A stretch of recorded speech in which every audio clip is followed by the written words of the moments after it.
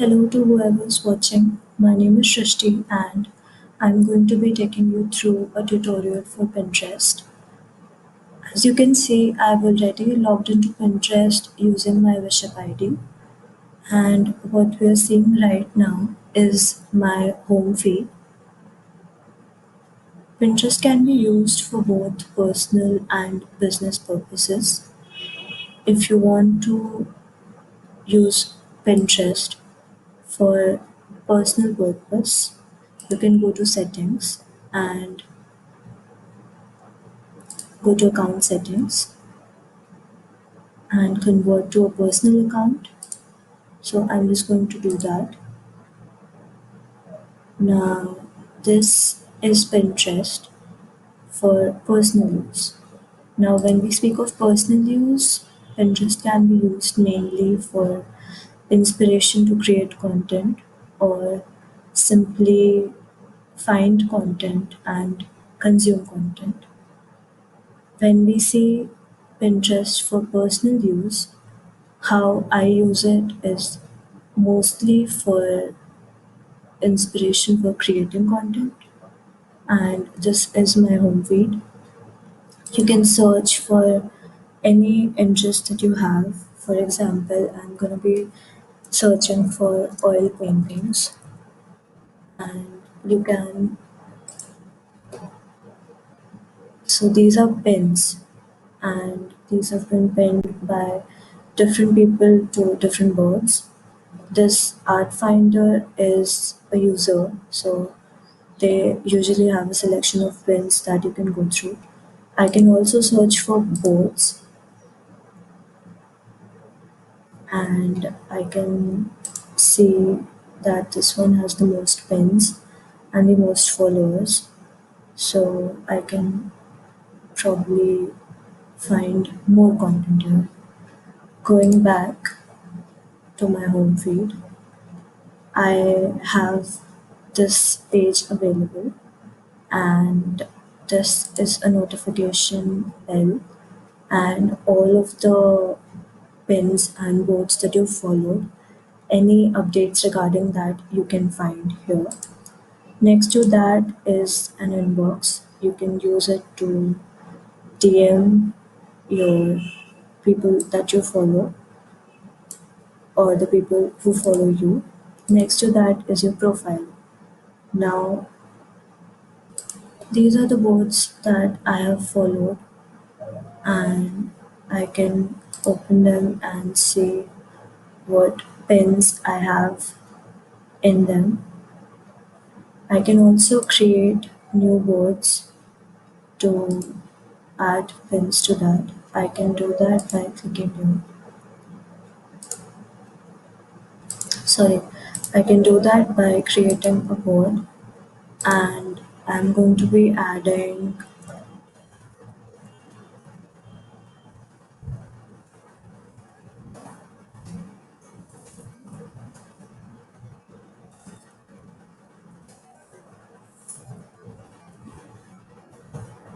So I created a board called light photography, and these are the pins that Pinterest has recommended me to add to my board, and I can select any of that and save it to my board so that I can view it later and use it to do whatever I want. Now, you can also invite collaborators for this board so that more people can add pins to this board. You can also add notes to your board and maybe a description for your board. And if you want to add a pin that you see on your feed, just like if I want to save this, it's been saved to my photography basics board once I click on save. So I think that's pretty much it for using Pinterest for a personal purpose. Now I think we can move to using Pinterest for a business.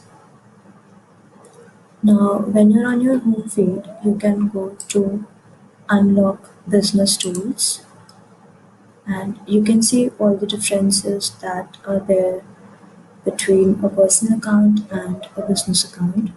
So I'm going to click on switch to business and now I've created a business account. And you also still can peruse your home feed and use it as a personal account as well, but with an added option of business tools. So for business tools, now this is your home feed when you have switched your account to a business account with an added option of switching between business to home feed, create option to create a pin or a board, analytics for the engagements and impressions that you have through your pins that you've created, insights for any content that you've created, and you can also go to your profile to so there's no change in your profile when you go here. This is your banner and it could be either now since I don't have any added pins that I've created over here in my boards, there I can change this to whatever I want. But if I had pins that I have created already, it could also be a collage just to give the users an impression of what your content is like.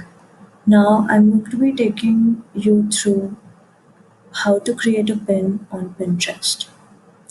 So I'm going to go on create pin. Now you can select a board or you can create a board in your own personal profile. I'm going to create a board and I'm going to call it productivity at work. So I've created a board.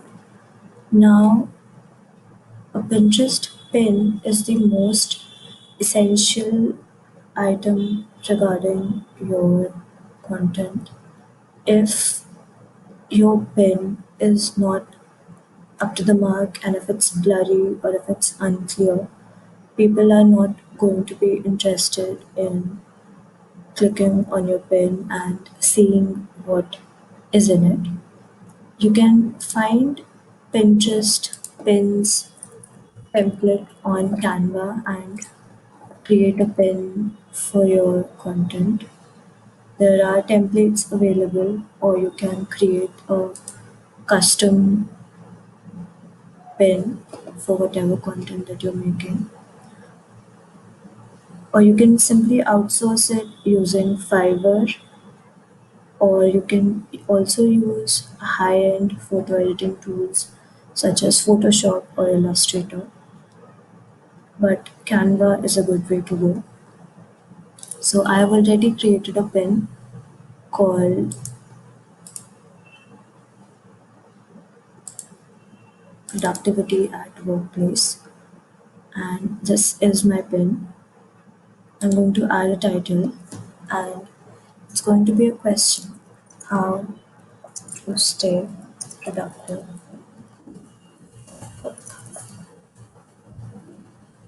And you can add a description to your pin and add a destination link. So a destination link I'm just going to put to an article that I have published, and you can either select to publish your pin immediately or to publish at a later date. I'm just going to publish it right now.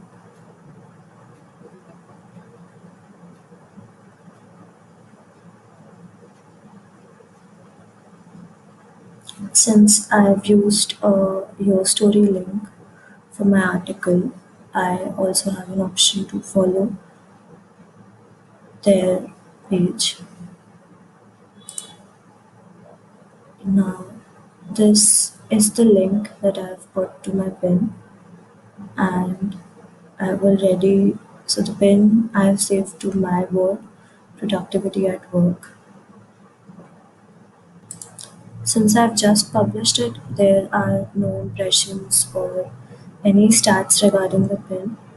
But if people are going to search productivity at workplace or anything related to those keywords, this pin can show up and they will be redirected to this article, and that will be our outbound clicks. They can also save this pin to their boards for any productivity boards that they have, or if they are simply using it for a personal purpose.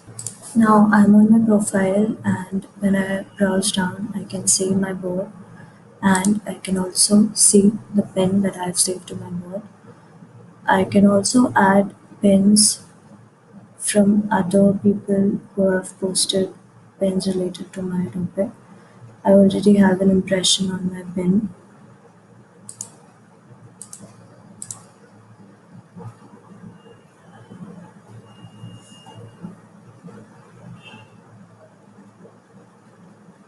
You can go to analytics overview and see all the stats and any clicks that you gain from adding a pin and how your pin is performing. You can connect your Instagram, YouTube, or Etsy accounts sellers to Pinterest so that they are redirected to your business accounts. You can add your website if you're a seller who's selling products to Pinterest. Now that I have added a pin, I also have this option right here, which is an engagement option to connect with my community. Anyone who interacts with my pin and comments on my board, I can interact with them over here. Pinterest is a great way of generating traffic to your blog, or if you're a seller, to your website. And it is important to make your pins very high quality and adding the right graphics to the pin. I can also make the board that I've created, Productivity at Work, a group board, and ask people to collaborate with me on that board. I can simply either copy link and send it to them over email or direct messages and ask them to join as a collaborator, or I can invite the people that I follow to be a collaborator on my board. Group boards are important because if there are a lot of people collaborating on a board, that means it can garner more followers and it has more chances of getting repinned, and more engagement comes with that. You can also request to join other people's boards and be a collaborator for those boards as well. Some other important terminology for Pinterest are rich pins, and rich pins are pins that automatically update in sync with your website. Another important terminology is promoted pins. Companies can pay to promote pins so that they are shown with a priority when searched.